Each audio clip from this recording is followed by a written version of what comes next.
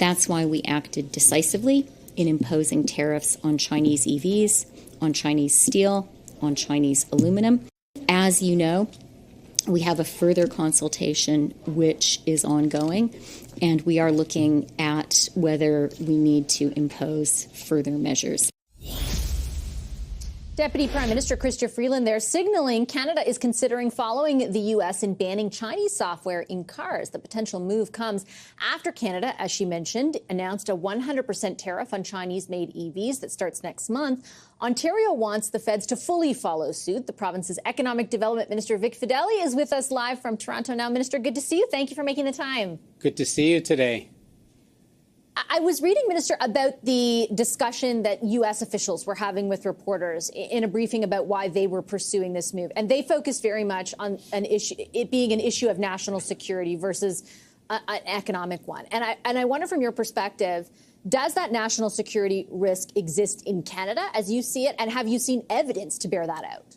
Well, I would agree that it does exist in Canada. So two things.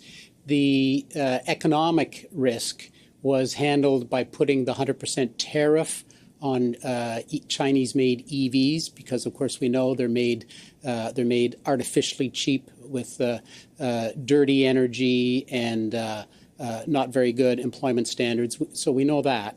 This is all about now the technology. So I was in Washington last week. We met with members of National Security Council, Treasury, Department of Commerce, and they laid out very, very distinctly their plan that says there's an opportunity for Chinese technology and Chinese hardware that's in a connected vehicle that has the opportunity to track you, trace you, photograph you, use your information.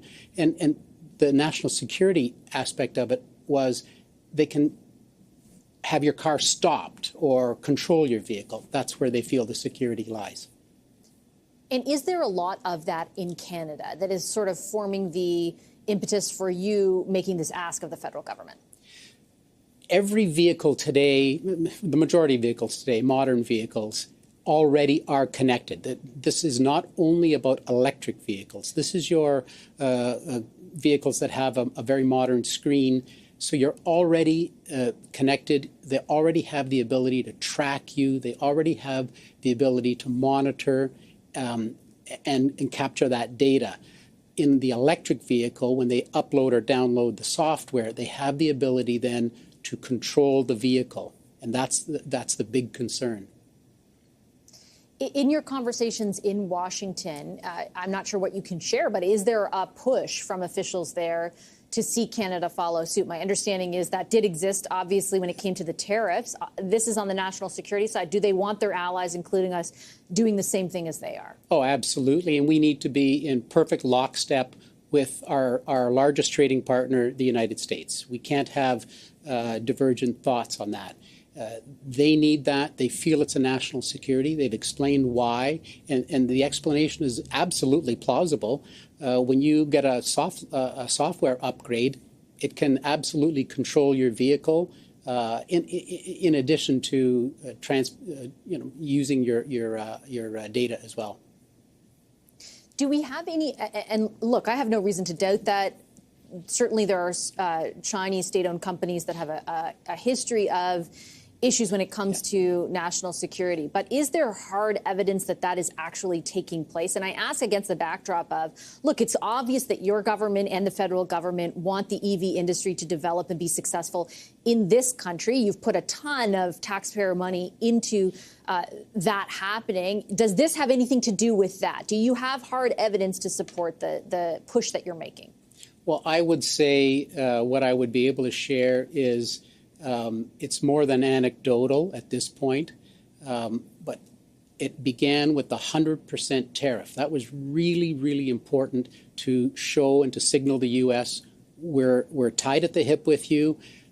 We believe you're absolutely correct about importing cheap, artificially cheap Chinese-made EVs. But now the next step that the U.S. wants is, because of the software and actual pieces of hardware that are in the vehicles. So it's absolutely entirely plausible that that could happen.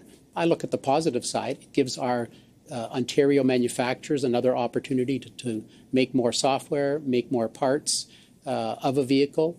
So we have North American-made parts by North American employees with North American technology. And I think that's the sense of security that everybody wants at home.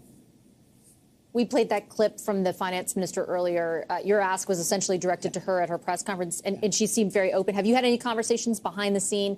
Do you think have you been given the impression that they will pursue this at the federal level? Well, I'm hoping they will. Premier Ford signaled yesterday that we absolutely need to be lined up with the U.S. They are our largest trading partner, and incidentally, Ontario is the U.S.'s third largest trading partner. Most people in the world don't know that. It's Mexico, China, Ontario.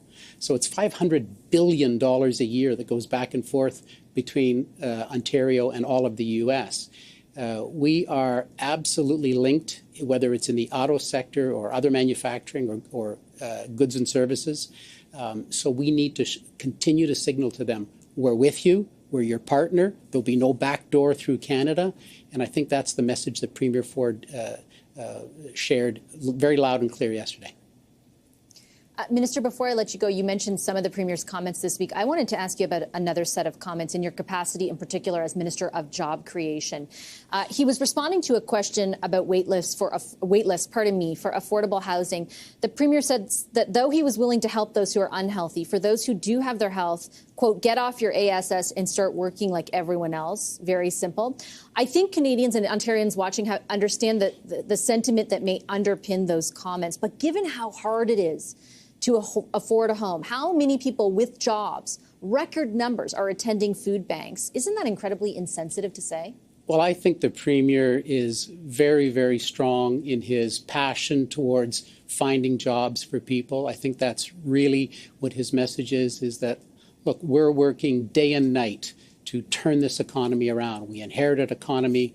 We inherited a province that was virtually bankrupt. We've done everything in our power as the province of Ontario to help turn the economy around, and also including things like 30,000 long-term care beds. We're building 50 hospitals. We're investing $200 billion in infrastructure. I think that spirit of what he's trying to capture is, look, we're doing everything, and all we want is the opportunity for you to have a good job here in Ontario. I'm not sure that's the message that was delivered, though, with all due respect, Minister. It sounded like the Premier was blaming people for their own inability to find a home, when to be fair, just as I would direct these questions at the federal government, your government has failed to meet its own targets for housing creation. Wait lists are at record levels. Housing starts are down 25% in August in the province of Ontario from the year before. Where's your own culpability in people not being able to afford a home? We've put through the things that we've put in place, we've created the environment for 800,000 new jobs to be created here in Ontario since we were elected. I think that's important. I think one really interesting fact, by the way, is last year we created more manufacturing jobs in the province of Ontario than all 50 U.S. states combined. So this is the power of what's happening in Ontario, and I think the passion shows from the Premier. Is the implication that people who are not able to live in a home or not able to afford a home just don't want to find a job? Because I think that's what it sounded like. And again, I would just counter, your government has some culpability as well. It's not like you just inherited the economy you point to. It's been 6 years. Yeah, I think it's what we've seen in those 6 years is a real turnaround. I mean, the previous government, we lost 300,000 manufacturing jobs. And under our government in 6 years, we've seen the creation of 800,000 jobs, around 160,000 this year alone. So what I hear the Premier saying is, we've created this sterling economy, and that's all. It's there for you to capture. And we're very, very pleased at the 85,000 new businesses that were opened here in Ontario last year. We're taking the new tax revenue from that. We're building hospitals. We're building infrastructure. $30 billion in subways. We're doing everything we can to create a successful environment here in the province of Ontario.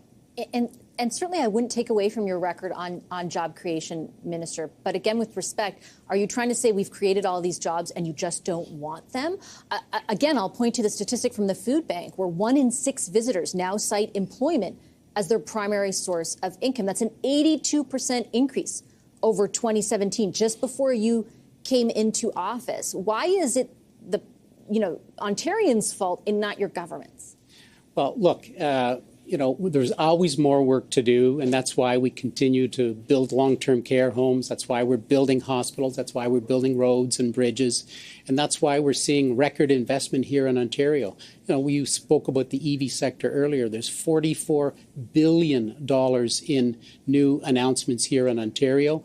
Last year alone in Ontario, 137 companies from around the world invested $11 billion in Ontario and put 12,200 people to work. So there's always more to do in every field, but we're doing everything we can to create the environment for success here in Ontario. And so just to be clear, to be blunt, last question, Minister, you're not saying that people are just homeless because they're not choosing to get jobs, right? I'm saying the Premier is very passionate about the fact that we've lowered taxes. We've never had a tax increase. We've created this environment of success in the business world. 800,000 people now go to work every morning that didn't have a job just 6 years ago. So that, again, that doesn't mean that it's their fault if they don't have a job, does it? There's 800,000 new jobs created in the province of Ontario. Should I take from that you do think it's their fault if they don't have a job? Look, the Premier is very, very passionate about the things that he said. He really believes. I sat in the car with him for 2 hours as we drove to a $200 million announcement in Port Colborne today. And, we went through the numbers of all of the things that are happening here in Ontario. I outlined almost $2 billion more of investment that's coming to Ontario. And he just says, just think of all the jobs we're creating for all of the people who really, really, really need a job and who want to go out and work. This is a beautiful opportunity for them to have new employment. And that's the success, I think, that is in the passion that he shares. Okay, I'll leave it at that. I would just note that I think there are many factors that lead to people being unable to secure a job, but we'll leave our conversation there. I do appreciate you, as always, making the time. Minister Fideli, thank you. Thank you, Vassy.